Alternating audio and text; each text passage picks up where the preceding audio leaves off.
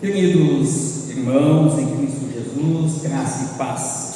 Diz a palavra de Deus que alguém está gritando no deserto: prepare um caminho para o Senhor passar, abram estradas retas para ele. Mateus 3, versículo 3. O segundo domingo no tempo de Advento nos convida a voltar nosso olhar para a promessa de Deus, para a vida de Cristo, para o chamado ao arrependimento. A própria mensagem do profeta João Batista é uma mensagem para o arrependimento. Ele começa dizendo: arrependam-se dos seus pecados. E fica claro que o arrependimento não é só boa obra, arrependimento não é da boca para fora, mas é também acompanhado de mudanças e atitudes.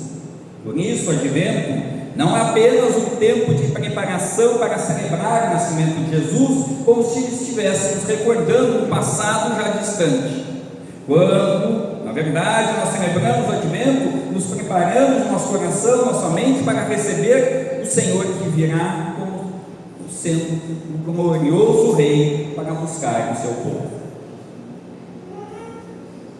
É interessante nós pensarmos, hoje na nossa celebração ganha um brilho ainda mais especial.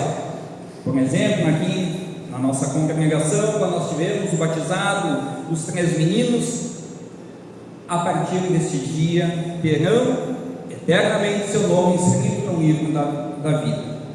E a vocês, pais, padrinhos, que assim se comprometeram, cuidem para que eles não percam a fé. É possível sim a fé ser perdida. E o sacramento do batismo se encaixa perfeitamente com o tema do Advento, porque o Advento é sobre novos começos. E o batismo é o maior e mais profundo novo começo que um ser humano pode receber. Deixamos de ser apenas criatura para nos tornarmos filhos amados pelo próprio Senhor Jesus. E o batismo, é bem verdade, não é um ato apenas simbólico, mas é a palavra de Deus, como diz o próprio apóstolo Pedro na sua carta, na sua primeira carta, capítulo 13, versículo 1, capítulo 13, versículo 21 e 22, quando ele se refere, falando do dilúvio, dizendo que aquela água que representava o dilúvio na arca onde estava no dilúvio, né? Ele vai dizer assim: representava o batismo que agora salva vocês. Esse batismo não é lavar a sujeira do corpo, mas é o compromisso feito com Deus, o qual vem de uma consciência limpa. Essa salvação vem por meio da ressurreição de Jesus Cristo, que foi para o céu e está ao lado direito de Deus, governando os anjos, as autoridades e os poderes do céu. Por isso, os convido a acompanhar comigo que os 4 textos deste final de semana constroem uma mensagem toda especial. Nós ouvimos e lemos em conjunto há pouco o Salmo 72, versículo 1 a 7, que nos chama a atenção para a mensagem e necessidade que o povo tem de um rei de justiça e paz. Já por sua vez, o texto unido também de Isaías, no capítulo 11, anuncia o renovo que brota onde só havia morte e nem mais esperança. Enquanto o texto de Romanos fala da esperança e unidade que Cristo nos traz. Ele nos reúne e nos congrega e nos mantém. E finalizamos então com a leitura do Evangelho há pouco, que nos chama ao arrependimento e à preparação. Contudo, em muitos casos as pessoas vão dizer: bom, mas isso não tem sentido, isso é só uma invenção da igreja, nós fazemos o batismo porque Jesus fez, ou Jesus disse. Mas as pessoas não creem que é o poder salvador, e muitos têm deixado seus filhos à mercê da própria sorte, não os levam ao batismo, deixando eles nas garras de Satanás, às vezes por consciência própria, ou às vezes por relaxamento e preguiça.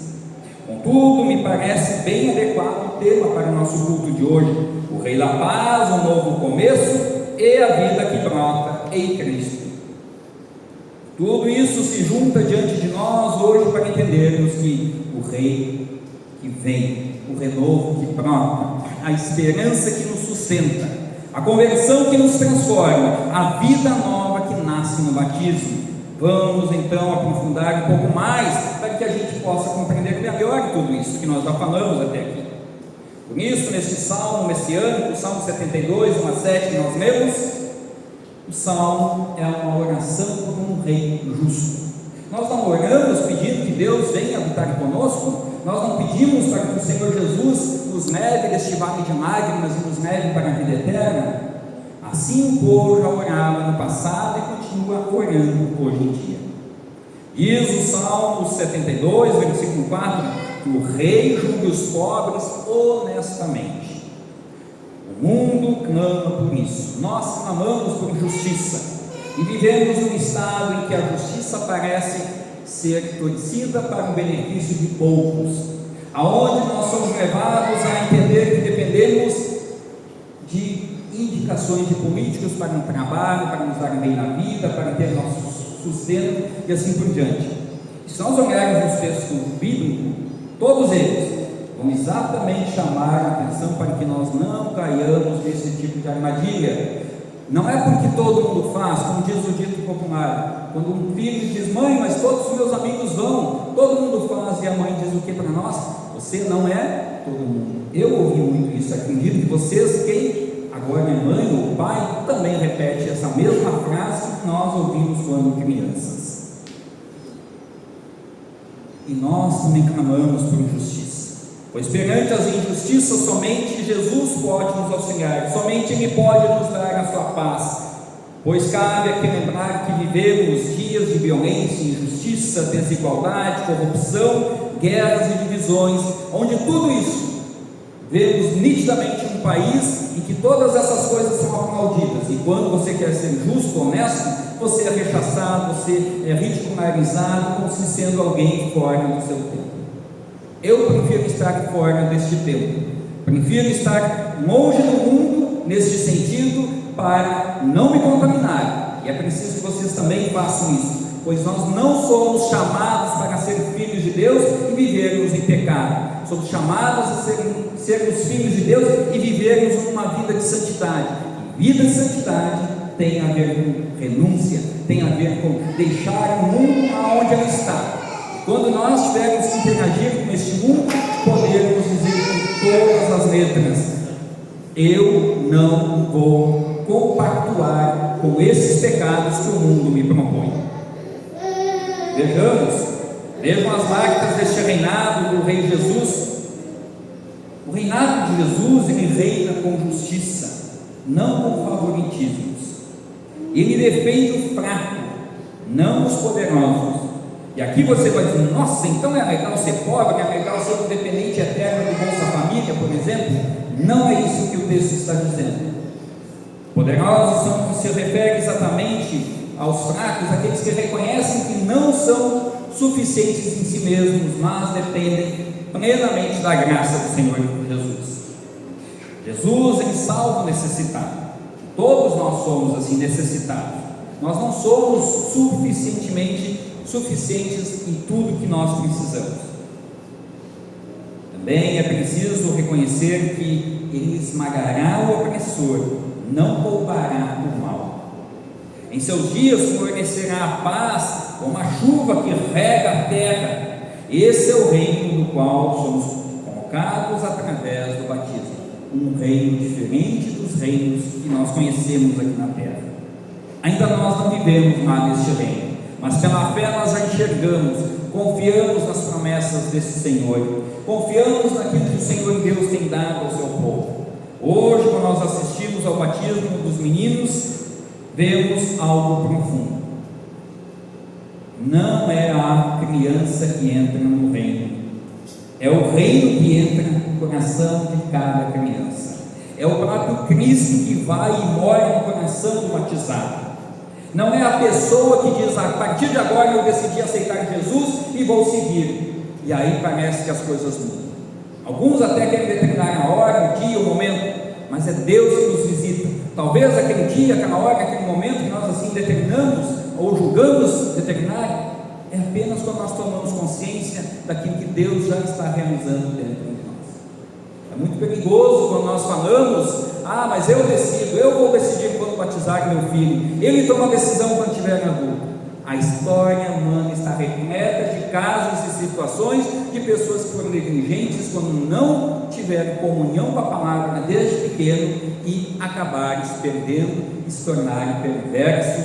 Por natureza já somos, mas perversos também nas suas atitudes, pois não tiveram a palavra de Deus como um freio que diz: até aqui tu vai, a partir daqui não. Vejamos, os mandamentos para alguns é um peso terrível, mas para um cristão que bênção maravilhosa poder olhar para os mandamentos e dizer: até aqui o Senhor está me permitindo. Se eu passar daqui, estou incorrendo num ambiente hostil, perigoso, e facilmente estarei me comprometendo a mim, a minha fé e talvez as pessoas que estão à minha volta. Hoje, todos nós, de alguma maneira, somos influentes na vida dos outros.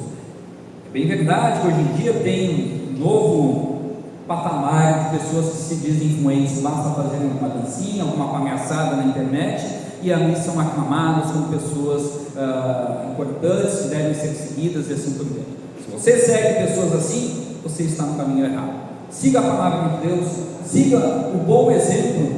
Com certeza, se não temos na nossa família, provavelmente nós conhecemos pessoas à nossa volta ou fora do nosso convívio particular que são bons exemplos, e torne-se você também um bom exemplo para os seus e também para ti mesmo. Mas isso não lhe dará salvação se você não tiver a fé no Senhor Jesus. Os exemplos são importantes para mostrar quem nós somos, qual é o nosso caráter, qual a nossa perspectiva de vida, mas isso não altera a nossa situação pecadora. Somente o perdão em Cristo Jesus nos transforma, somente o perdão de Cristo Jesus nos coloca na presença do próprio Deus.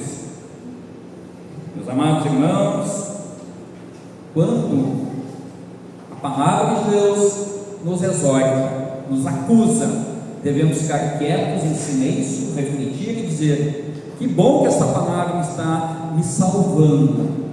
Aí você diz: bom, mas é a lei que salva o Evangelho? A palavra de Deus. Pois se a lei for pregada, anunciada e nos acusa dizendo: você está em pecado, então precisamos também do Evangelho. Porque se eu ouvir só o Evangelho, só as promessas, só as bênçãos, as promessas de bênçãos e tudo mais, eu nunca vou entender o quão valioso é o ser salvo pelo Senhor Jesus. E facilmente as pessoas se iludem, querem bênção sobre bênção, determinam aqui e acolá, e acabam se perdendo na sua vida de fé e não têm uma vida plena na presença de Deus. Eu conheço, inclusive da minha família, pessoas que vivem nesse desespero, querem bênção sobre bênção, um milagre atrás do outro, mas nunca querem ouvir exatamente o que a palavra exorta e chama a atenção. Provavelmente, talvez vocês conhecem pessoas que vivem nesse mesmo desespero, querendo bênção sobre bênção, se esquecendo de dizer: Senhor, tudo que eu tenho, tudo que eu preciso, tu podes me dar. Me dê exatamente aquilo que eu preciso na minha vida neste mundo, porque se tu me deres coisas que não me são necessárias, facilmente eu vou me perder, facilmente eu vou relegar a ti como Senhor e Salvador. Nós vemos muitas pessoas, e com certeza vocês conhecem, pessoas que tiveram sucesso financeiro nas suas vidas, abandonaram a Cristo. Cuidem para que isso não aconteça com vocês. Deus não se zanga com quem tem posses, hipótese alguma. Ele se zanga quando as posses tomam lugar dele. Nós temos vários exemplos de pessoas abandonadas no texto bíblico, mas todas elas, quando estavam na comunhão com Deus, foi uma grande bênção para o povo de Deus, para suas famílias e assim por diante. O inverso também é verdadeiro. Temos vários exemplos de reis que acabaram se corrompendo pelo poder, fizeram negócios com quem não devia, fizeram coisas que afastavam o povo e automaticamente eles mesmos. O texto de Isaías nos convida para um fato importante, dizendo: virá o descendente do rei Davi, filho de Jessé, que será como um ramo que brota de um toco, como um broto que surge das raízes. Quem de nós não cortou uma planta ou arrancou um inso na beira da calçada, num vaso, e quando menos você espera, parece que no outro dia lá está aquele mato, não é assim? Aí tu diz: puxa vida, mas não consigo matar essa erva daninha. Assim é o pecado em nós. Todo dia precisa ser confessado. assim como as crianças que foram batizadas e quem é batizado em nome do Pai, do Filho e do Espírito Santo, todos os dias precisam recordar que Jesus morreu para nos salvar, Jesus morreu para nos dar a vida e vida plena na presença do próprio Deus. E é preciso que a gente tenha discernimento, entendimento, sabedoria para que isso não seja esquecido por cada um de nós. Sem confissão de pecados não há arrependimento, não há perdão, não há paz e não há vida eterna. Se não confessarmos, não nos assumirmos perante Deus, nós queremos nos tornar nossos próprios deuses, de nós mesmos, e aí não há salvação. A dependência em Cristo é a chave para vivermos plenamente em comunhão com o próprio Deus. Por isso, meus amados irmãos, todas as verdades nos geram esperança, verdades essas que a palavra de Deus nos dá. É preciso que nós tenhamos a exemplo do apóstolo Paulo, recomendando aos cristãos de Roma, para que tenhamos cuidado, para que as tradições, os costumes, aquelas tradições familiares que são distantes da palavra, não venham nos afastar da presença do Senhor. Aqui no nosso estado, todos já ouviram falar que existe um forte apelo ao chamado às visagens, já ouviram, né? Existe um apelo muito forte. Não caiam nessas ilusões. Não passa de ilusão humana, não passa de respostas alternativas para aquilo que as pessoas não entendem. Ou criam, fantasiam essas coisas e criam situações que não têm a ver com o fato real. Mas isso é um outro assunto que nós podemos deixar para um outro momento. É preciso que o cristão, todo ele, reconheça que em Cristo Jesus está a sua fonte, a sua segurança, a saciedade dos seus medos, para que ele encontre no próprio Senhor Jesus a paz que somente Ele pode nos dar. É preciso, meus amados e queridos irmãos em Cristo Jesus, que entendamos que quando nós somos levados ao santo batismo, deixamos de ser apenas uma criatura, mas somos adotados e reconhecidos como filhos amados do próprio Senhor Jesus. E este Senhor Jesus não nos lança fora e não se cansa de vir ao nosso encontro e nos dar o seu perdão. Então, quando a água unida à palavra toca a cabeça de uma criança ao ser batizado, ou de um adulto, ou poderia ser um mergulho numa piscina, num rio, que a palavra no batismo significa lavar, mas quando unida com a água se torna um sacramento, um mandamento divino para o resgate do pecador e o colocar na presença do próprio Deus. Quando isso acontece, a palavra e ela foi proclamada. Então, quando a igreja ora, as crianças, os adultos, nós somos mensageiros, testemunhos fiéis de que a obra redentora de Cristo continua viva e é para todas as pessoas. Dentro da igreja luterana nós temos um lema permanente: Cristo para todos. Ou seja, a mensagem de salvação é para ricos, pobres, mendigos, brancos, pretos, amarelos, vermelhos, não interessa a cor, o homem grande, o homem pequeno, puxado, seja quem for, desde que seja um pecador, precisa ouvir a mensagem de salvação. E aqui você é convidado a estar sempre ouvindo a palavra. Afinal de contas, se não tivermos a palavra pregada, como o Espírito Santo pode se manifestar? Ninguém consegue ser cristão se não estiver em comunhão com o povo de Deus. É ilusão você achar que pode ser cristão longe da casa de Deus. É ilusão você achar que você consegue manter-se na fé se não estiver dentro da igreja. Ah, pastor, mas a minha espiritualidade é muito forte. Você pode ter várias emoções, vários sentimentos, mas eu duvido que você tenha fé verdadeira no Senhor Jesus se não tiver comunhão com a igreja de Cristo. O texto de Hebreus 10, versículo 25 é categórico: não abandonemos o nosso costume de nos reunirmos como alguns estão fazendo, ainda mais agora que o tempo do fim está próximo e vai chegar. Pode demorar, mas Jesus nunca deu uma promessa que não se cumpriu.